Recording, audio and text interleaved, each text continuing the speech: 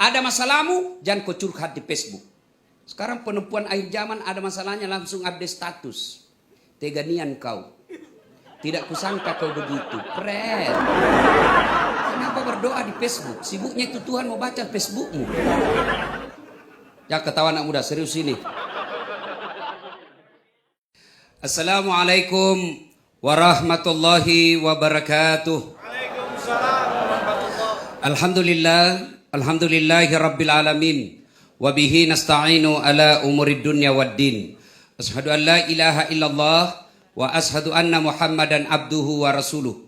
Allahumma salli ala Sayyidina Muhammad wa ala alihi wa sahbihi ajma'in. Amma ba'd.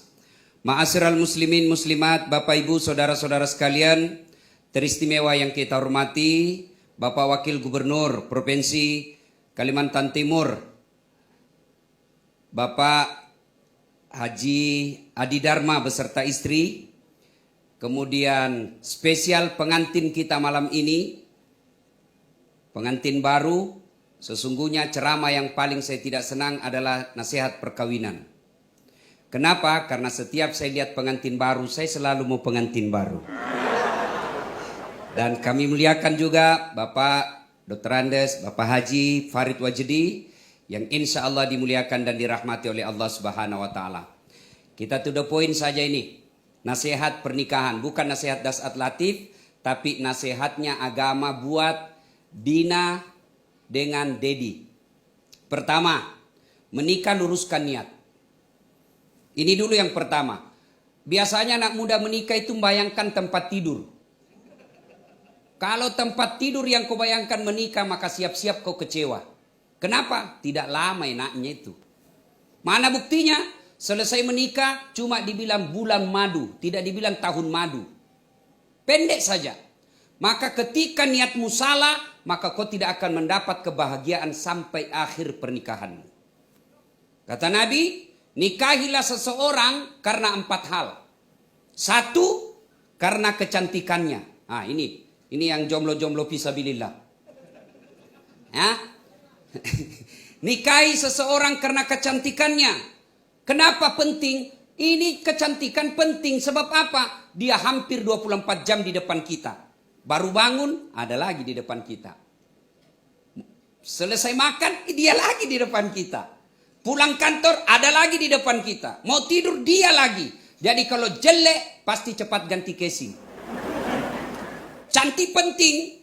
Tapi adik-adik sekalian, jangan kau jadikan prioritas. Kenapa? Cantik ada batasnya. Apalagi zaman sekarang, jangan kau percaya itu foto.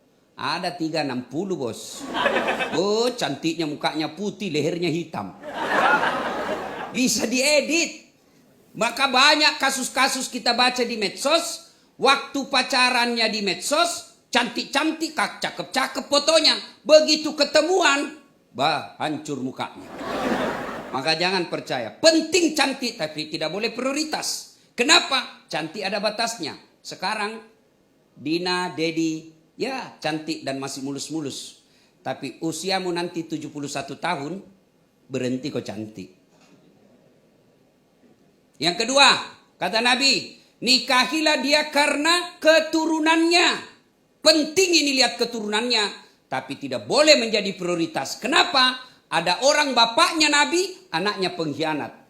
Nuh alaihi salam. Ada orang bapaknya pengkhianat, anaknya jadi Nabi. Ibrahim alaihi salam. Jadi keturunan penting perhitungan, tapi tidak boleh menjadi prioritas. Yang ketiga kata Nabi, nikahilah dia karena kekayaannya. Penting kita cari duit. Orang-orang kaya, tapi tidak boleh menjadi prioritas. Kenapa? Bapaknya kaya, belum tentu bisa diturunkan kepada anaknya. Maka lelaki yang baik, dia berdiri dengan kakinya, dengan kepala tegak, tidak mengharapkan bantuan mertua. Karena kalau kau selalu hidup di tangan mertuamu, maka kau tidak bisa mandiri. Ya. Yang keempat, kata Nabi, nikahilah dia karena agamanya.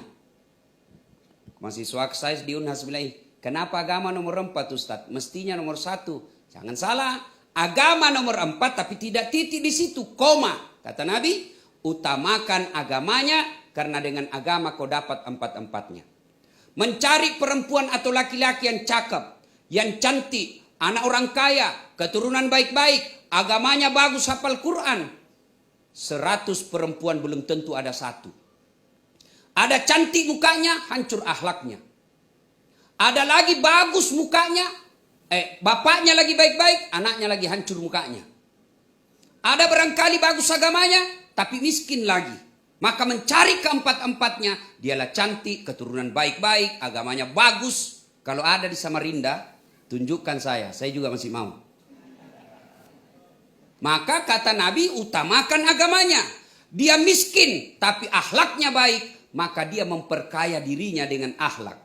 Dia jelek rupanya, tapi tutur katanya lembut, perhatiannya baik, maka itu tertutupi jeleknya mukanya dengan kemuliaan akhlaknya.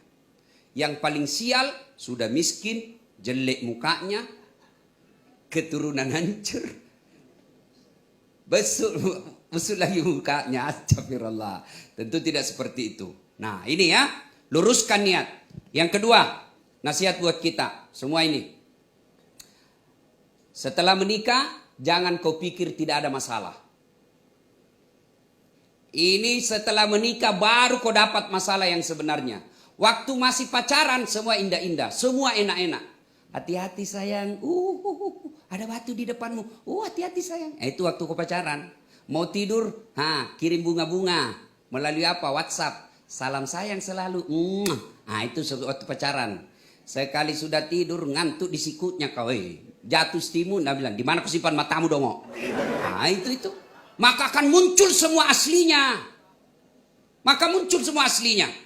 Maka ibu bapak saudara-saudara sekalian, persiapkan mentalmu untuk menghadapi masalah. Demi Allah, tidak ada rumah tangga yang tidak ada masalahnya. Bohong itu kalau ada bilang tidak ada masalahnya. Ustadz, ada juga masalahnya. Bohong itu kalau ada bilang Ustadz tidak ada masalahnya. Jangankan Ustadz, Nabi saja ada masalahnya. Beliau bukan dibully dalam rumah tangga, diusir dari kampungnya. Siapa yang usir? Pamannya sendiri, Abu Lahab. Status ekonomi, beliau pernah dalam sejarah 3 hari 3 malam tidak makan. Itu Nabi. Apalagi kita, manusia akhir zaman. Ada yang bilang sama saya, Ustadz, bahagianya rumah tangganya itu. Kenapa kau tahu? Dia bilang, itu foto-fotonya di Facebook. Romantisnya, saya bilang, sini kau dulu. Dongo itu kalau foto bertengkar, share di Facebooknya. Pasti yang romantis-romantis. Saya diprotes sama temanku. Ustadz, kenapa itu di dompetmu tidak pernah ada fotonya istrimu? Facebookmu tidak ada fotonya istrimu? WhatsAppmu tidak pernah tuh dilihat foto-fotonya? Saya bilang, untuk apa? Saya sudah hafal mukanya istriku. Hanya orang yang tidak hafal mukanya istrinya, itu yang selalu bawa fotonya. Jadi ibu-ibu kalau selalu disimpan foto di wallpapernya suamimu, hati-hati, barangkali dia lupa mukamu itu.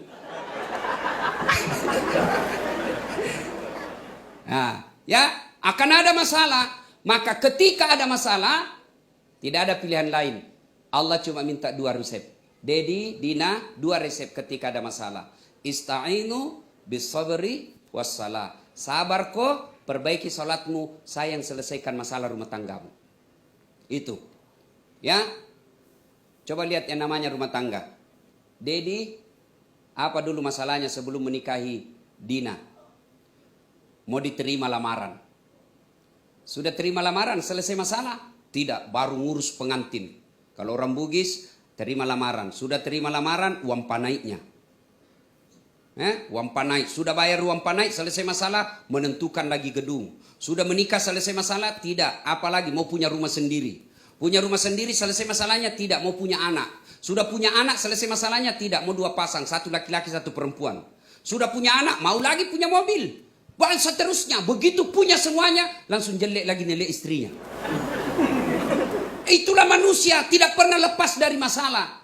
Maka Allah cuma minta, perbaiki sholatmu, tingkatkan kesabaranmu, saya selesaikan masalahmu. Jadi adik Dina, Dedi, ada masalahmu, jangan kau curhat di Facebook. Sekarang perempuan akhir zaman ada masalahnya langsung update status. Teganian kau. Tidak kusangka kau begitu. Pret. Kenapa berdoa di Facebook? Sibuknya itu Tuhan mau baca Facebookmu. Ya ketawa anak muda, serius ini. Kau berdoa di atas sajadah. Saya berdoa Ustadz, tapi kau tidak sholat, tidak bakal sampai itu doamu.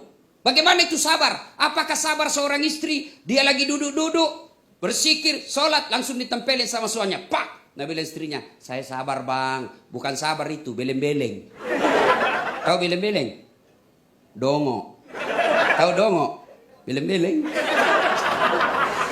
Ya. Lalu bagaimana itu sabar? Yuk belajar dari Nabi Ayub alaihissalam. Itu Ayub alaihissalam, manusia yang digelari oleh Allah dengan manusia yang sabar. Kaya, bangkrut, datang iblis. Ayub, sudah mau kesembah Tuhanmu. Dah kasih kaya, kau sekarang nak kasih bangkrut kau. Apa kata Ayub alaihissalam? Alhamdulillah sempat kaya, banyaknya orang dari lahir sampai mati miskin. Sudah itu masih dipuji Allah. Setan berkata tidak, dia begitu karena ada anaknya. Digodanya lagi, tes, meninggal anaknya. Datang lagi iblis, sudah mau kau sembah Tuhanmu. Diambil hartamu, sekarang diambil anakmu. Apa kata Ayub alaihissalam? Alhamdulillah saya sempat punya anak. Banyaknya orang dari menikah sampai meninggal tidak punya anak. Langsung dia bilang mahasiswaku, saya juga Ustaz, sudah hampir sarjana, tidak ada anakku. Kan tidak ada istrimu dong. Ada lebih parah, tidak ada suaminya, ada anaknya. Lebih hancur. Ayub alaihissalam lalu ditesnya lagi. Apa? Sakit. Seluruh badannya dimakan ulat. Tapi Ayub alaihissalam berkata, Alhamdulillah saya sempat sehat. 81 tahun saya sehat. Baru saya 16 tahun sakit. Masa saya mengeluh kepada Allah. Ini rahasia buat bapak ibu. Nih, biasa orang tidak sabar menghadapi musibah rumah tangga. Ya, 60 tahun berkeluarga. Tiba-tiba ada cobaan. Baru 2 bulan kena cobaan. Dia dilupakan 60 tahun bahagia dengan suami atau istrinya. Ayub alaihissalam 81 tahun sehat, 16 tahun sakit. Istrinya berkata, bang, kau berdoa bang. Saya malu berdoa kepada Allah. 81 tahun saya sehat, baru 16 tahun saya sakit. Saya bersabar. Ditinggal lagi oleh istrinya. Ayub alaihissalam tetap bersabar. Kalau kau terapkan ilmu sabar dalam rumah tangga, tidak ada masalah. Yang kedua, perbaiki sholat. Alhamdulillah. Ya. Jadi saling mengingatkan. Nah, biasanya kalau pengantin baru itu yang susah apa? Sholat subuh. Aku ketawa nama ini urusan orang tua. Nah, mandi ya. Maka Allah kasih tolerir. Boleh ditunda-tunda sedikit, boleh. Misalnya masuk waktu subuh jam 5, ya tunda-tunda sedikit. Tunggu ya, agak-agak sudah. Tapi orang kaya sekarang enak Pak. Tidak takut dengan air dingin. Apa? Ada air hangat. Nah, Rasulullah itu mandi dengan istrinya. Terapkan ini. Rasulullah itu 11 istri beliau romantis. Apa romantisnya Rasulullah? Beliau mandi junub bersama istrinya. Terapkan kau pengantin baru. Saya dulu waktu pengantin baru mandi junub sama mamanya Cek. Kiri kan yang ketek ya dari belakang. Dulu waktu pengantin baru. Sekali sekarang diajak mamanya Cek, ayo mandi junub. Gelek-gelek kadeh. Coba itu Rasulullah romantis. Rasulullah kalau minum sama istrinya, itu romantisnya Rasulullah. Minum 1 teguk, dikasihnya lagi istrinya. Minum lagi, dikasihnya lagi istrinya. Hebatnya Rasulullah, bekas bibirnya istrinya dia minum. Coba kalau bapak-bapak bekas bibirnya istri diminum. Bau betul mulutmu. Itu Rasulullah. Bapak saudara-saudara sekalian. Ya. Nah, ada masalah, tingkatkan kesabaran, perbaiki sholat. Yang ketiga, adinda berdua. Rumus bahagia rumah tangga, tidak perlu kaya banyak-banyak. Tidak perlu kursus rumah tangga yang banyak. Gimana caranya? Muliakan orang tua. Adinda berdua, coba. Ini hadir tamu-tamu kehormatan kita. Ada Pak Farid Wajdi, ada Pak Wagub, ya. Ada tokoh-tokoh masyarakat dari Bontang. Bayangkan banyak tamu-tamu kehormatan. Kira-kira karena dua mempelai? Bukan, karena kedua orang tua. Karenanya muliakan orang tuamu, insya Allah kau akan bahagia. Selesai menikah ini, besok atau malam ini masuk kamar bikin kau komitmen. Saya selesai menikah dulu, komitmen pertama sama istriku saya bilang begini. Kau boleh marah sama saya, kau boleh maki-maki saya. Ada duit kau habisi itu rezekimu. Tapi kau mau marah sama saya silakan, mau lempar kepalaku silakan. Yang penting tidak dikena. Satu yang tidak boleh ya. Saya tidak mau kau dengar, saya dengar telingaku kau hina orang tuaku.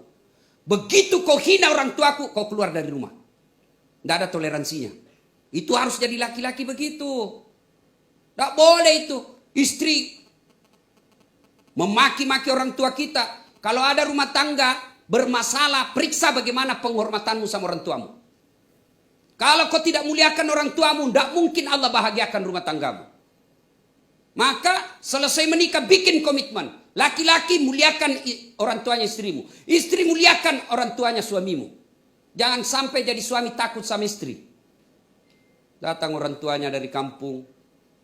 Suaminya bilang, "Dek, ini sudah lama kita tidak pernah belanja-belanja untuk ibu. Kita belikan emas ya." Langsung dia beli istrinya, "Apa? Mamamu terus? Kawin kau sama mamamu?" Beleng-beleng. Mana orang bisa kawin sama mama dong? Ayo, jangan sampai ada seperti itu. Langsung dia bilang suaminya, "Sudah kalau begitu tidak jadi." Hei, jangan pernah takut sama Dedi, jangan pernah takut sama istrimu. Sayangi istrimu bukan untuk ditakuti. Ya, ada di sini suami takut sama istri? Ada? Berhenti kau jadi laki-laki. Apa mau takut sama istri? Nah, semua gaji tak diambil, dibelikan mobil, dibelikan rumah. Masa mau takut sama istri? Bila dia ngamuk Ustaz, dia kasih pecah piring. Biar kalau dia kasih pecah piring, kasih pecah 1 lusin. Dia kasih pecah televisi, tidak apa-apa, tidak ada dia nonton. Kenapa? Piring boleh dibeli. Harga diri semua suami tidak boleh diinjak-injak istri. Takbir.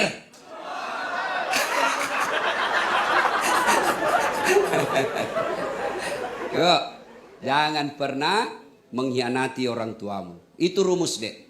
Ya, Dedi, Novi, perbaiki hubungan sama orang tua. Datang Pak Adi, Dedi yang datang menyambut.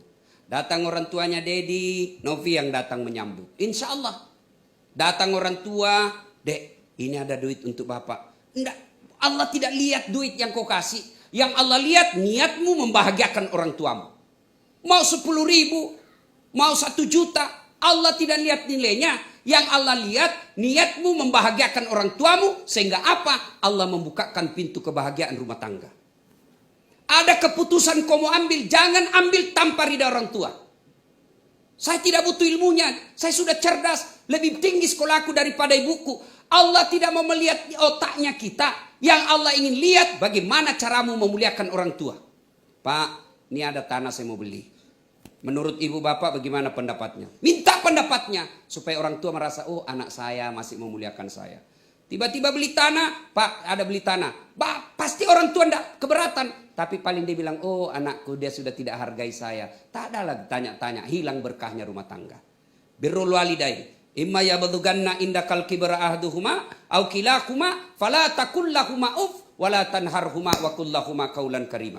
Kedua orang tuamu dalam pemeliharaanmu, maka berbuat baik, jangan kau berkata besok-besok Pak Adi kalau sudah jadi tua, Ibu Ira sudah tua-tua, sudah mulai sakit-sakit encok, tinggal sama anak. Disitulah ujian buat orang tua. Dan ujian buat anak. Kalau kau mau rumusmu bahagia rumah tanggamu, muliakan orang tua. Insya Allah kau akan dapat kemuliaan dalam hidup. Ibu bapak, saudara-saudara sekalian. Ini khusus. Jangan sampai menghina istri. Ini saya kasihan. Saya di medsos saya itu dalam 24 jam pasti ada yang curhat masalah perceraian. Pasti. Ya. Nah, ada yang curhat, "Ustadz, saya lagi kanker." Ini ibu-ibu kasihan. "Saya lagi kanker Ustadz. Suami saya bawa perempuan ke rumah. Saya mau minta cerai, ada anakku. Saya mau bertahan." Memicu kanker saya karena stres itu memicu semakin beratnya kanker. Dengar deh ya pengantin baru. Tidak ada kemuliaan seorang lelaki yang menghina istrinya. "Saya Ustadz merantau dari Sulawesi ke Balikpapan bekerja. Sudah hampir 10 tahun tidak bisa beli rumah." Lihat istrimu. Kalau kau hina istrimu tidak bakal bahagia rumah tanggamu. Coba Dedi tadi waktu menikah. Apa yang kau ucapkan? "Saya terima nikahnya Novita binti dengan mahar sekian lillahi ta'ala." Siapa yang kita jadikan jaminan? Bukan gubernur. Siapa yang kita jadikan jaminan? Bukan Kapolres. Siapa yang kita jadikan jaminan? Allah Subhanahu wa taala. Allah yang kita jadikan jaminan. Para pengusaha kan tahu kalau ngambil kredit di bank pasti ada jaminannya. Kalau kita berkhianat terhadap bank itu jaminan ditarik. Allah yang kita jadi jaminan ketika kita hianati istri kita, maka Allah cabut keberkahannya dalam rumah tanggamu. Dan laki-laki jangan macam-macam deh sama perempuan. 10.000 bos hargamu. Dengar itu tadi. Istri saya membayar 10.000. Hancur kita Pak. 10.000 harganya. You macam-macam datang istrimu bawa pengadilan agama 10.000. Selesai riwayatmu. 10.000 bos. Lebih banyak pembeli salah. Apa Apa yang kita mau sombongkan ya? Muliakan istri, hargai orang tua, insya Allah bahagia rumah tanggamu. Nah, ini nasihat buat pengantin. Nah, nasihat buat kita ini pengunjung. Besok, 1, jangan ada kelompok pembungkus. Columbus. Hah? Kelompok ibu-ibu pembungkus. Ada itu. Pura-pura datang membantu. Hati-hati, sekarang ada CCTV. Ada memang itu dia bawa itu kantong plastik di tas-tasnya. Kalau sudah hitam itu, kalah. Jangan. Haram itu bapak bawa pulang, ibu bawa pulang tanpa izin tuan rumah. Haram. Ya. Yang kedua, biasanya kalau ada acara pengantin banyak yang pulang bawa dosa. Kenapa pulang bawa dosa? Datang mencela-cela. Tidak serasi kudungnya. Ini goblok betul itu istrinya. Kenapa kau tahu? Dia melengket gigi itu. Lipstiknya melengket di giginya. Sudah satu dia celah. Datang lagi yang satu. Palsu emasnya. Semua dia celah. Ustadz pun tadi ada yang celah saya masuk sini. Itu juga bajunya waktu di YouTube. Astagfirullah. Saya pun dicelahnya. Astagfirullah. Jangan mencela kalau ada pengantin. Besok ini kita lihat kalau pesta. Yang ketiga, biasanya kalau ada acara begini, banyak yang tidak sholat. Terutama ini ibu-ibu. Bagaimana cara pengantinnya orang mau berkah, undangannya 1000 orang, lebih banyak tidak sholat daripada yang sholat. Terutama ini ibu-ibu. Gara-gara make up. Mukanya dikira tembok. Biru, coklat, abu-abu, krim. Ada lagi yang kasih lebih-lebih sedikit di sini. Saya tanya, kenapa begitu? Dan seperti artis Korea. Mau bilang artis Korea baru di Loktuan tinggal. Udah ya? Jangan. Boleh berdandan, boleh. Tapi jangan gara-gara dandan kau tidak sholat. Gimana caranya Ustaz? Solusinya kau wudhu dulu baru dandan. Sudah itu tahan kentut.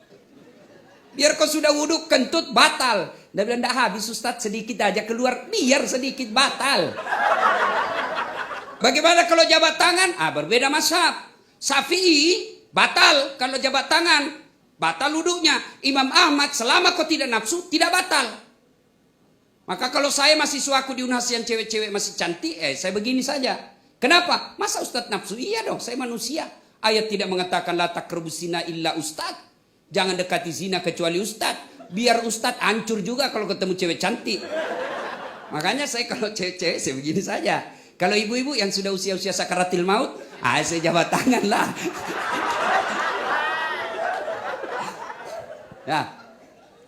Ya. Apalagi yang membuat perempuan banyak tidak sholat? Kudung. Jilbab sakaratil maut. Talinya 2 meter, ikat di gigi dia, di lehernya. Nah kasih 3 lapis itu, kuning, biru, abu-abu. Nah kasih strem lagi sedikit sini. Kasih miring, ada keling-kelingnya, ada kayak pohon di belakangnya. Roknya sempit. Susah goyang tali hidungnya begini. Dia bilang suaminya, cepat-cepat kok banyak tamu. Dia bilang, tunggu sedikit pak. Beleng-beleng. Ketawa baru dirinya nak kena. Jangan lagi begitu deh ya. Sudahlah ya. Coba lihat pak, dalam pengantin. Istri pejabat, orang kaya, bangsawan. Lalu dia datang pakaian seadanya, menjadi perhatian dan akan menjadi teladan. Orang kalau pejabat itu suaminya, orang kaya, bangsawan. Sederhananya ya, baiknya sifatnya. Orang akan memujinya. Ini terkaya tidak. Terkenal tidak, cantik tidak, tapi gayanya la ilaha illallah. Nana tahu aja orang bilang orang bontang. Apalagi muka babat, sudahlah ya. Yang berikutnya lagi, nasihat buat kita semua. Kalau ada pengantin, nasihat buat kita semua. Kalau ada pengantin, biasanya banyak tersinggung pulang. Kenapa tersinggung? Merasa tidak dilayani. Jauh-jauh saya dari Sulawesi Selatan, tidak diurus. Tidak mungkin Pak Adi dan Ibu Ira melayani Bapak dengan sempurna. Kenapa? Banyak tamunya. Saya dengar-dengar 10.000 nanti akan diundang. Mana mau diurus semua Bapak datang. Yang tersinggung dan bilang, tidak mau lagi saya pergi pengantinnya Pak Adi. Kenapa? Saya pakai baju baru, masa tidak kena syuting? Gara-gara syuting dan ngambek. Nah ini juga tukang foto biasa kasih tersinggung itu tamunya orang. Alhamdulillah ini malam saya lihat baik. Biasa itu ada tukang foto pantat dia kasih tamu kemuliaannya orang. Disitulah kehebatanmu seorang fotografer, mampu menempatkan tempat dirimu tidak mengganggu acara orang, padahal kau mengambil gambar yang baik tanpa mengganggu tamunya orang. Itulah yang namanya profesional. Biasa orang foto, tabe pak, kau kasih pantat apa tabe baru pantat kau kasih ki. Ya, nah ibu bapak saudara-saudara sekalian, terakhir sekali, Dedi, besok kalau marah dek sama istrimu jangan gampang bilang talak. Ya, ini yang banyak anak-anak medsos tidak sadari. Marah sama istrinya dia WhatsApp, saya talak kamu. Sama itu kalau kau ucapkan sama. Meskipun mulai WhatsApp, saya talak kamu, jatuh talak 1. Ya, masih boleh campur. Dingin-dingin malam-malam sama-sama butuh, boleh campur, halal. Saya talak kamu. 5 menit kemudian di ruang tamu dia, saya talak betul kamu, jatuh talak 2. Tidak boleh campur sebelum nikah ulang. Kau harus nikah dulu. Kalau kau campur tidak nikah, sama hukumnya berzina. Saya talak kamu, 5 menit di ruang tamu, saya talak kamu. Dia keluar, dia starter mau ikut talak tongan kau. Jatuh talak 3. Tidak boleh campur kecuali dia cerai dulu dengan perempuan laki-laki. Kita ceraikan perempuan itu, lalu dia menunggu 3 bulan, lalu nikah dengan laki-laki lain, dicerai lagi laki-laki lain itu, lalu kita menunggu 3 kali haid, baru kita nikah lagi. Itu namanya talak 3. Hati-hati. Bagaimana kalau perempuan bilang talaka, biar sampai di atas pantatnya. Kenapa hak talak ada sama laki-laki, bukan sama perempuan. Ibu bapak saudara-saudara sekalian, Ade Vita dan Dedi, untuk membina rumah tangga tidak usah cari jauh, tidak usah contoh Nabi, agak berat. Lihat saja ibu, Pak Adi dengan Ibu Dharma, Ibu Adi.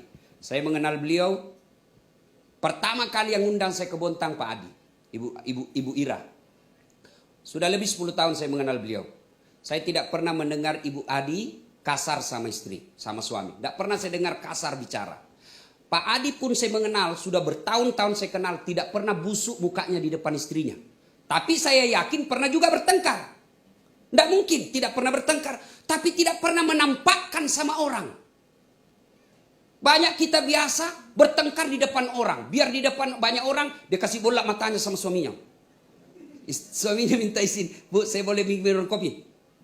Dia bilang boleh, tapi matanya melotot. Dia lihat sama orang, kasihannya. Jangan. Contoh saja, Ibu Adi, Ibu Ira tidak pernah kasar ngomong sama suami.